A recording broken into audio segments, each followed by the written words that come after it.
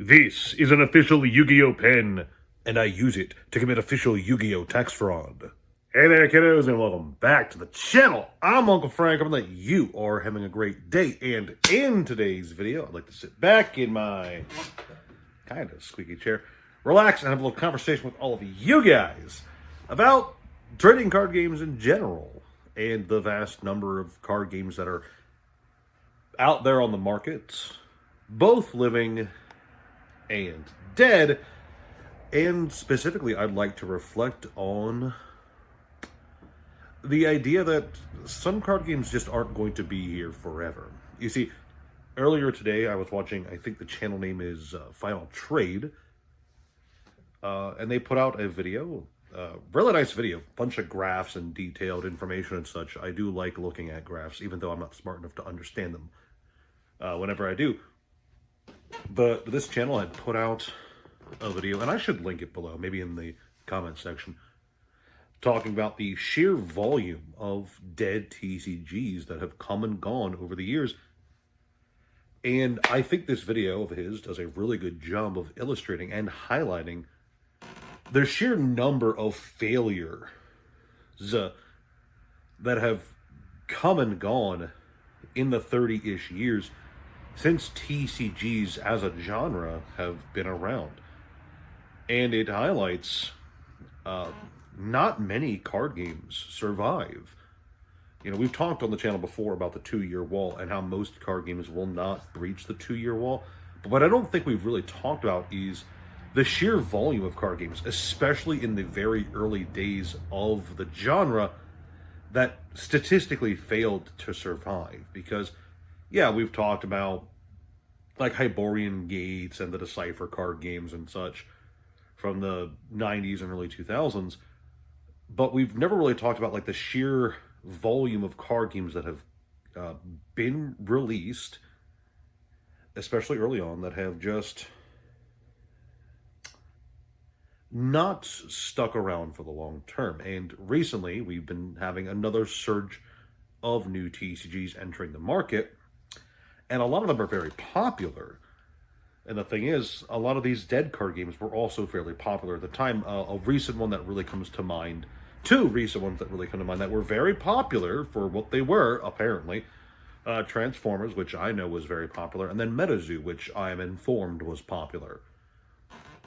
So if you go back to Final Trade's video and you watch it, I think the big takeaway from that video that you should probably take into consideration is that you should probably be relatively careful from a financial side what you choose to invest in of the new TCGs that are entering the market right now, especially some of the Bandai TCGs. I don't say that for any particular reason. Bandai, Namco, you know what you guys do. Because there's a very real chance that a lot of the new TCGs that are here right now, especially those TCGs that have come around in 2022, 2023, amid this big TCG boom, this TCG craze that are really getting popular right now, there's a very real chance some of them won't be around 10 years from now. And that's the financial side of things to consider. But I think the more important thing to consider, the bigger takeaway from this video that I really got personally, is that you really should be thankful for what you have while you have it. You see, sure, okay, let's be honest, there are loads of people right now who are only into Lorcana, or let's use One Piece. One Piece is a big one.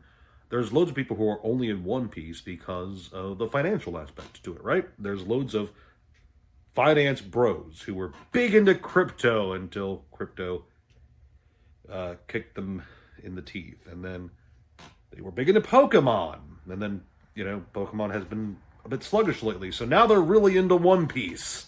And One Piece is definitely the best thing ever. And it's going to be gangbusters. They're all going to make billions. And yeah, that's true. There's definitely people who are only into card games because of the financial aspect. And there's nothing wrong with that, just so we're clear. But there's also a lot of people who are genuinely into these card games, who are genuine fans of them, whether it's because they're fans of the IP, or it's because they're fans of the particular gameplay, or maybe they just have enough friends who like the game for one reason or another, and they just like it because it's something to do with their buddies, right? I want to talk to those people specifically, not the finance guys, not the stores out there, just the average guys out there who are enjoying these games for what they are. And my message to you is simple, I remember my emotions and my feelings from when the Neopets TCG was canceled, and I remember how I felt when I learned that there was going to be no more Harry Potter sets.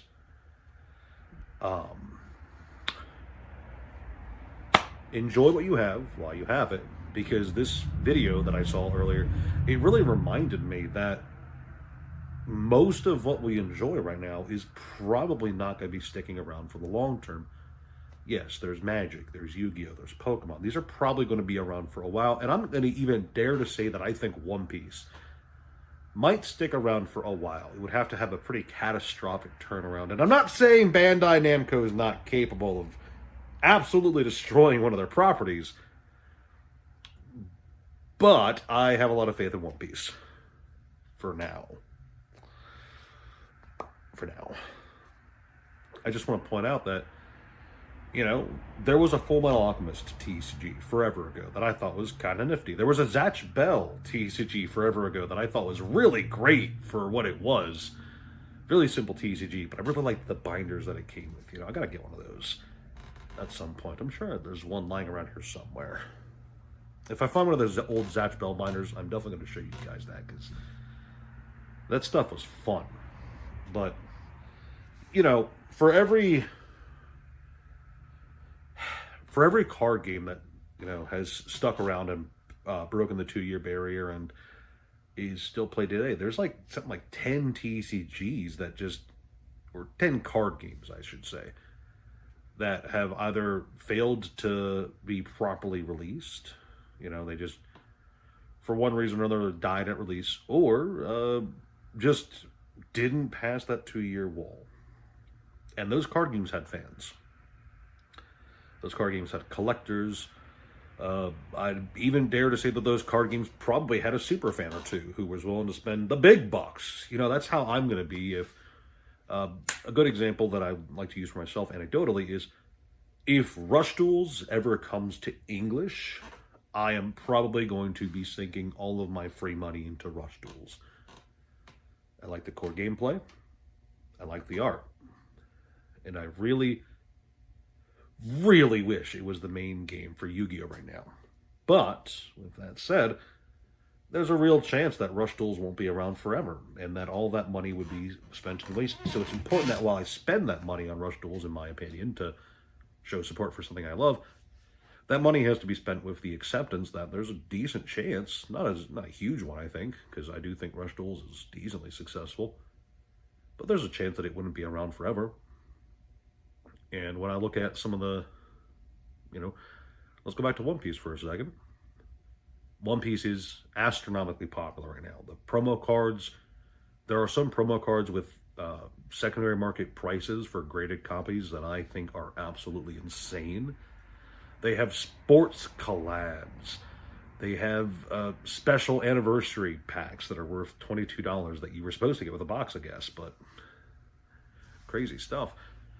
And there's an absolute feeding frenzy right now for speculation and hype on the secondary market for One Piece, especially for certain characters. And I do think One Piece is an old franchise. It's been around for 20 plus years. It's been around since 98.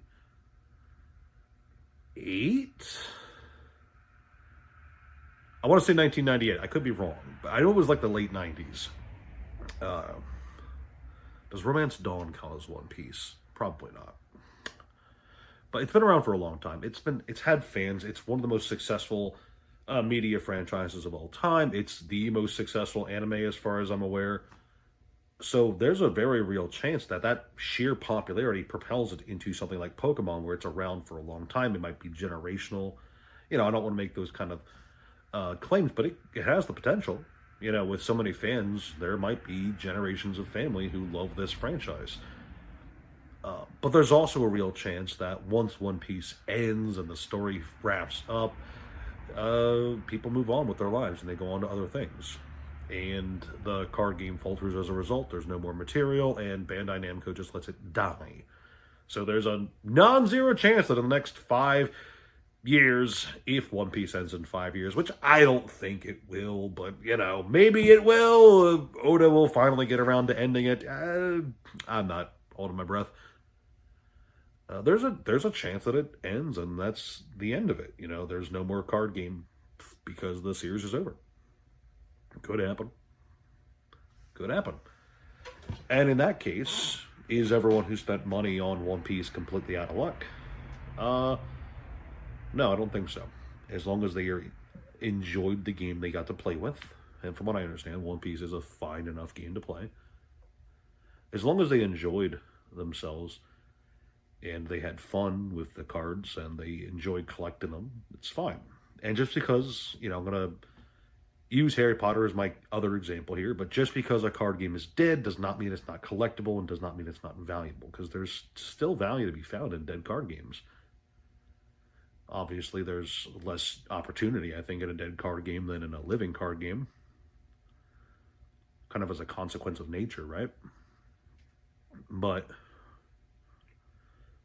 I don't know. This was just a nice reminder to myself, and I suppose a reminder to you guys that not every card game that we see, not every game we encounter is going to be around forever. And if you really like it, that's great.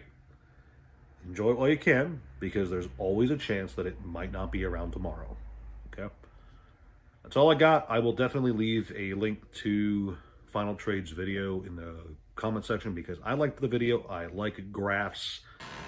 I'm an absolute dork about graphs. I wish I was smart enough to understand graphs. But yeah, let me know what you guys think. Please leave a like, share, subscribe, something, leave a comment down below. Do you agree with me, disagree with me, whatever?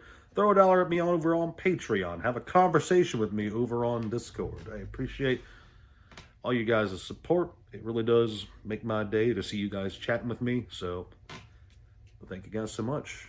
I'll see you next time.